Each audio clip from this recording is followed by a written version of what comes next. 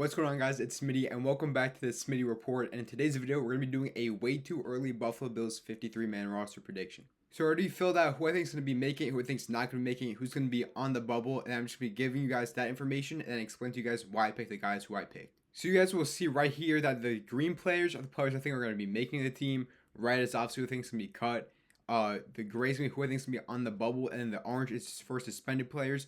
So Michael Hoyt is suspended for 60 games due to PEDs. So is Larry Ogunjobi. But for whatever reason, when I copied over the Bills roster from ESPN to Google Sheets, Larry Ogunjobi just wasn't on the team. So he is here. He just suspended, so he won't count towards the 53-man roster anyway. Without further ado, let's get into the Buffalo Bills 53-man roster predictions and who I picked and why I picked them. So Bills obviously at quarterback, we have Josh Allen. That's the most obvious pick. And for backup QB, I took Mike White over Mitch Trubisky just because of the fact that he's younger. I think he fits the Bills' offense just a little bit better. And I think if, God forbid, Josh Allen had to miss a game, Mike White gives us a better chance to win than Mitch Trubisky. Now at running back, obviously the three picks were James Cook, Ray Davis, Ty Johnson. I just made a TikTok on the Bills Roundtable TikTok, which check the TikTok out. Ray Davis could be RB1 if James Cook does not make it, or if he does hold out because of his contract negotiations. I think he's going to be making, or I think he's going to be playing for the team anyway because his contract is all kind of incentive based where he has to play to make his money this year. So there's no real reason for him to sit out. But if for whatever reason he doesn't play and doesn't actually end up playing for the Bills this year, I do have Frank Gore Jr. probably making the team as a third running back, and then obviously just shift over James Cook to obviously on the team, for Frank Gore Jr. as a third running back, and that's what would end up happening. And now for the wide receiver position, the three obvious starters are going to be Khalil Shakir, Keon Coleman, and Joshua Palmer. And for the backups, I have Elijah Moore, Curtis Samuel, and Tyrell Shavers making the team. I think the two locks for wide receiver 4 and 5 are going to be Curtis Samuel and Elijah Moore. And I'm making a TikTok later, so check out my TikTok in the description to see why or who I think is going to be winning the wide receiver 4 competition. But then I have Tyrell Shavers making a team as wide receiver 6. I think Laviska Shenault and Caden Prather both have chances to make the team because Laviska Shenault does probably fit a Joe Brady offense very, very well. He's kind of like a motion gadget kind of guy, and Joe Brady loves those kind of players on his offense. Caden Prather is a pick by the Bills this year, a 7th round pick. So I think just him being a rookie obviously will give him a chance to be making the team because obviously GMs do not want their picks, to go wrong. So I think he's gonna have a chance to make the team. But Tyrell Shavers was an undrafted guy 2 years ago, or maybe 3 years ago now. And last year when he finally got called up for that one game at the end of the year, he had a 69-yard touchdown, spent the most of his opportunity when he got it. So I think Tyrell Shavers, after 2 years of fighting for that last wide receiver 6 spot, I think he'll finally get it this year. And tight end is going to be basically the same as last year, except swap out Quinton Morris, who went to the Detroit Lions, and enter Jackson Hollis, who's a 5th round pick by the Buffalo Bills. He's more of a blocking tight end. He won't produce much in the receiving game, but having him as a blocking tight end would be very nice. And obviously at fullback, we have Reggie Gilliam, who's going to be making the team. He's perfect for this Bills offense.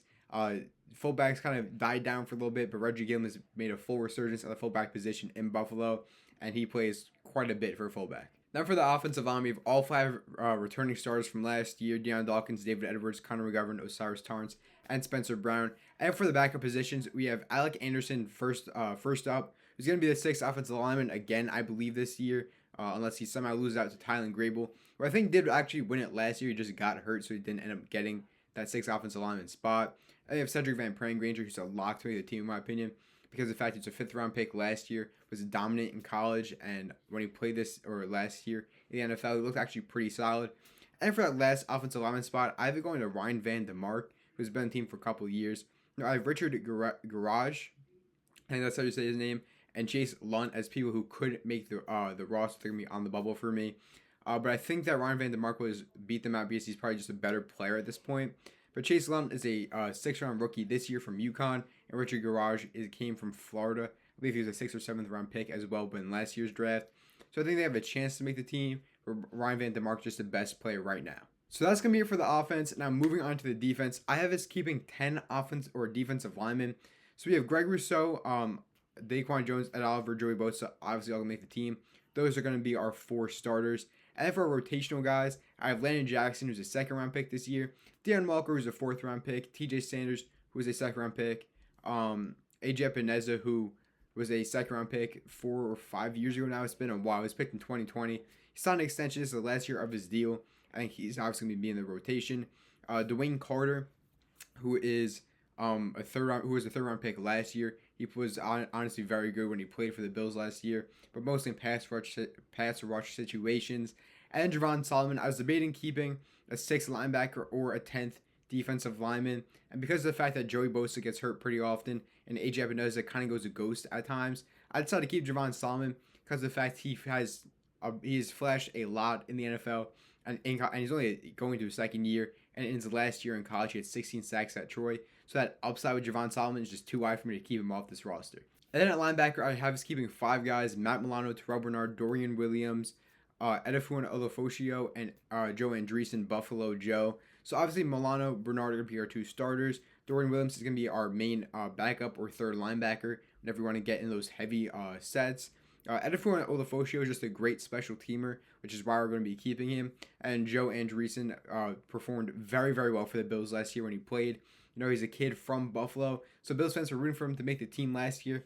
And not only did he make it from just a rookie minicamp tryout guy, he stayed on the team the entire year and performed when he played. So Joe Andreessen, definitely going to be keeping him on the roster. He's a stud. And then at cornerback, I decided to keep 7 guys. So we have Christian Benford, Dane Jackson, Dorian Strong, Brandon Codrington, Maxwell Harrison, Tre'Davious White, and Teron Johnson. Now, I will say that there's a little part of me that thinks maybe Dane Jackson doesn't make the roster and Jordan Hancock could make the team. Now, I do have Jordan Hancock on the bubble. But the reason why he can make the team is because he can play safety as well, which kind of gives you kind of the versatility of keeping him as a backup for either cornerback or safety. But obviously our starters are going to be Christian Benford. And for the second cornerback position, it's kind of a 3-way race between Max Harrison, our first-round pick, Trey White, and Dane Jackson. I was having Trey White back on the Bills. I kind of want him to start just because I love Trey White so much. But I think if Max Harrison starts, that'd be very good because, you know, first-round pick. He's a speedster. He had a bunch of pick sixes in college. He's just a fantastic player. So hopefully he doesn't win the competition, but having Trey White as depth is absolutely incredible. And then Teron Johnson, obviously nickel cornerback, one of the top 5 nickel corners in the league. If you don't think he is, probably the best in the league. And at safety, I'm keeping 4 guys. We have Taylor Rapp, Cole Bishop, DeMar Hamlin, and Derek Forrest. Now, I will say, I think our starters are going to be Taylor Rapp and Cole Bishop, with DeMar Hamlin as a backup. And Derek Forrest, I think he's going to kind of play a bit of a Taylor Rapp role from 2 years ago. We had both Micah Hyde and Jordan Poyer. Now, what Taylor Rapp did 2 years ago is he would kind of play in the box as a linebacker / safety. It was kind of a lighter set. But I think Derek Forrest could play that role equally as good as he did. Because Derek Forrest in 2022, I don't think he was a Pro Bowler, but he was a very, very good player. He might have actually been a Pro Bowler. But he was a fantastic player. And when Dan Quinn came over to the Washington Commanders, Derek Forrest just didn't have a spot in the defense. But he's a fantastic player, a hard-hitting player. So I think he could get a lot of snaps this year, which I don't think a lot of Bills fans will expect. I think Derek Forrest can definitely, make an impact for this team this year. And last but not least, for special teams, Tyler Bass, I think last year he was fantastic.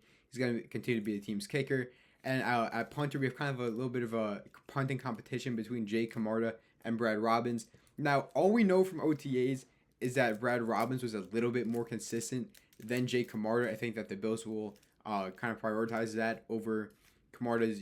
He's kind of a boom or bust kind of punter. He had a couple punts that went like 40 yards with like a 3-second hang time. But he also had one that was like 60 yards that landed on the 1-yard line. So Jay Camarda obviously has a lot of potential, but he's very inconsistent. Whereas Brad Robbins is more of a consistent punter, so I think the Bills will probably keep him over Jay Camarda. And then for our long snapper, obviously Reed Ferguson going to stay on the team. And I forgot to mention for the defense, I could see also Cam Lewis making the team over a Dane Jackson. Dane Jackson's probably that one guy who I think could go either way, but I have him making the roster just because of the familiarity that he has with the Bills system. But Cam Lewis, again, is another corner / safety kind of guy, so that he might actually get the edge over Dane Jackson. But for now, I'm going to keep my gut instinct and keep Dane Jackson on this roster. So Buffalo Bills and NFL fans, let me know what you guys think about my way too early Buffalo Bills 53-man roster prediction. I think that's going to probably be what the team looks like at the end of training camp. But if you guys think that the Bills will make any different moves, let me know in the comment section down below. And I'll see you guys in the next one.